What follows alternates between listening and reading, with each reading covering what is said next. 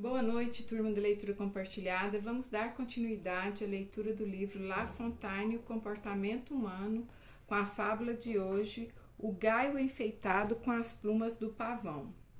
Um gaio apoderou das penas que um pavão trocara, colocou-as em seu corpo e, acreditando ser uma bela ave, foi exibir-se entre os outros pavões.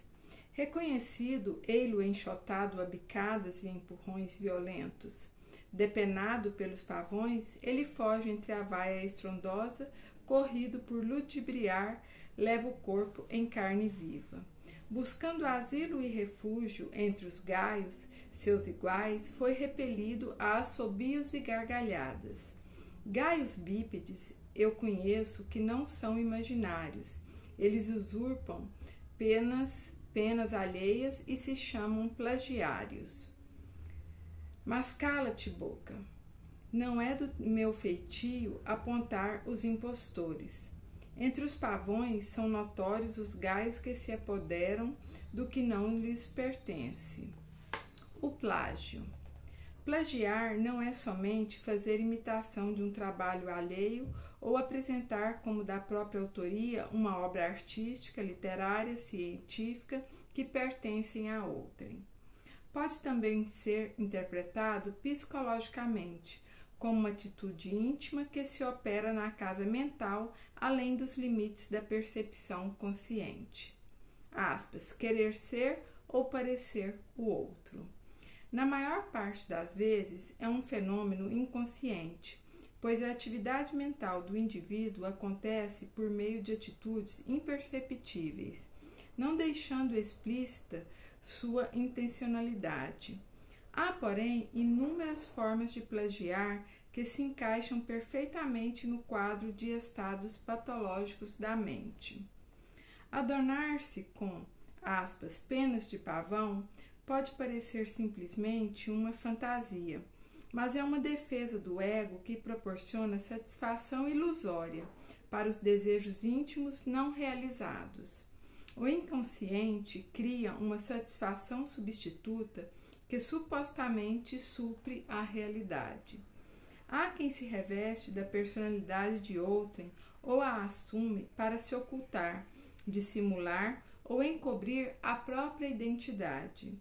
Mascara-se ou se maquia para alterar algo ou manter em segredo uma realidade que quer resguardar. Esses processos psíquicos são frequentes em indivíduos saudáveis, mas em excesso eles sugerem sintomas neuróticos e, em alguns casos extremados, indicariam até psicopatia, transtorno mental caracterizado por desintegração da personalidade, conflito com a realidade ou fragmentação da casa mental. Daí o termo esquizofrenia, do grego esquizo, separar, dividir, fender, e peros, coração, alma, mente, vontade. Existem homens que apresentam comportamento idêntico ao dos gaios, pois vivem situações fantasiosas, impregnando-se de peculiaridades ou características de outrem, e se transformam, total ou parcialmente, de maneira irreal, no modelo idealizado. É um anseio imaginário em que o sujeito está vivenciando, de modo dissimulado, uma necessidade íntima, consciente ou não. Muitos de nós deixamos de viver saudavelmente porque idealizamos um futuro ilusório e baseamos a vida em ideias sem consistência ou fundamentos reais. Esperar aceitação total na Terra é ilusão, e a esperança de agradar a maioria das criaturas é ilusão ainda maior. Recheamos a mente de teorias e ideias inacessíveis e a boca de admiráveis palavras, em vez de intensificarmos o melhor de nós mesmos na vida prática. Mas só se vive de fato a partir da própria realidade. Por fora podemos viver contemporizando com todos, mas por dentro só escutando Deus em nós. Por que objetivar para nós ideias de outrem quando o real não condiz com nossa essência? Não estamos nos referindo à realidade circunstancial em que vivemos hoje, mas a que está no nosso íntimo, que está além dos eventos do dia a dia e de todas as ocorrências externas. Somente produzimos a partir dos frutos oriundos do nosso âmago. Disse Jesus a respeito das aparências, aspas, por seus frutos os conhecereis. Mateus 7:20. As árvores não serão conhecidas e respeitadas apenas por sua aparência exterior, não só pelo caule vestoso ou copa frondosa, não apenas por suas folhagens verdejantes ou ramos mirrados, nem pela feição imponente ou aspecto definhado, não só pela exuberância das flores ou pelas pétalas sem viço, não apenas pela fragrância suave ou pelos aromas desagradáveis, mas, sobretudo, pelos frutos, pela serventia, pela capacidade de produzir. Igualmente acontece com a nossa individualidade transcendental, em desenvolvimento.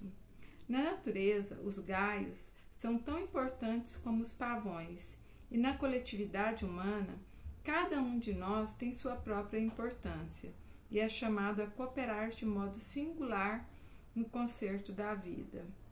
Um ser desperto e lúcido não nos analisará pelo que parecemos, não fará juízo de valor aquilatando simplesmente nossa exterioridade, ou mesmo examinando apressadamente nossos atos e atitudes, mas sim observará nossa capacidade de realização e colaboração no bem comum e na nossa habilidade de expressar socialmente algo positivo de que todos possam usufruir.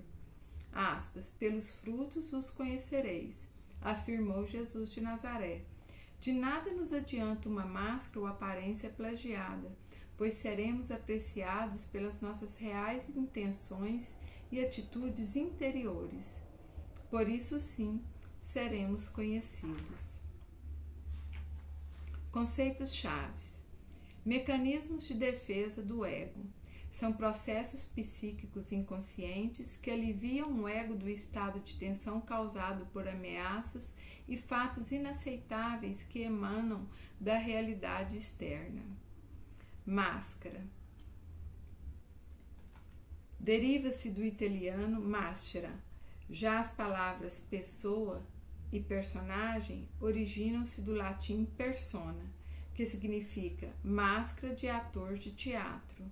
Todas as pessoas têm sua personalidade. Ela é delimitadora de uma relação com seus iguais.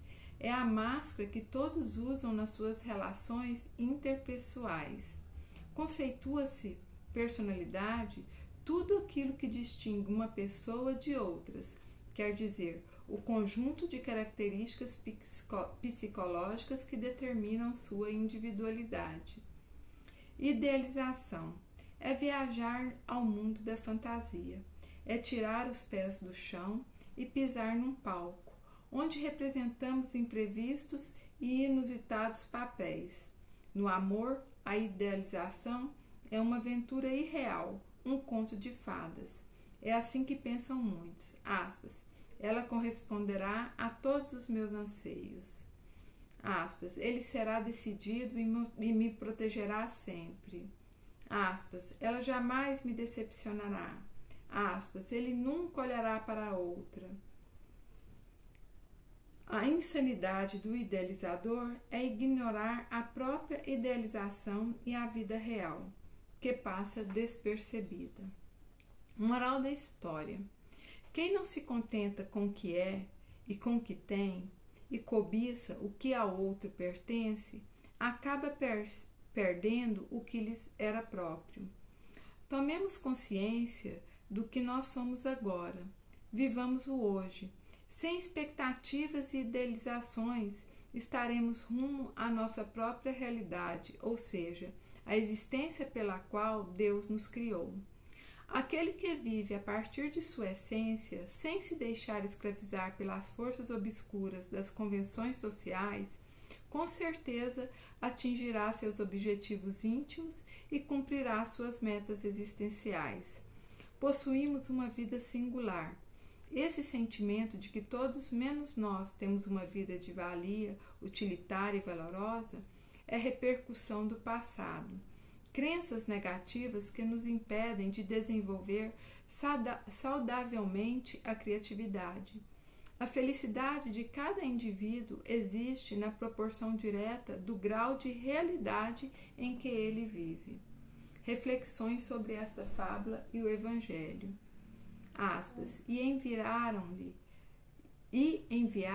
os seus discípulos, juntamente com os herodianos, a dizer: Mestre, sabemos que és verdadeiro e que ensinas segundo a verdade o caminho de Deus, e de ninguém se te dá, porque não olhas a aparência dos homens. Mateus 22:16.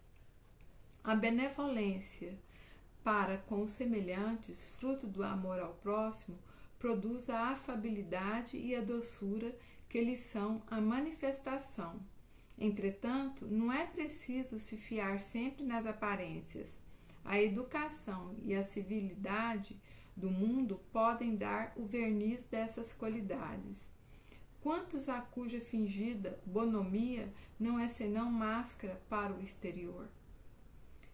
Evangelho segundo o Espiritismo, capítulo 9, item 6, Boa Nova Editora.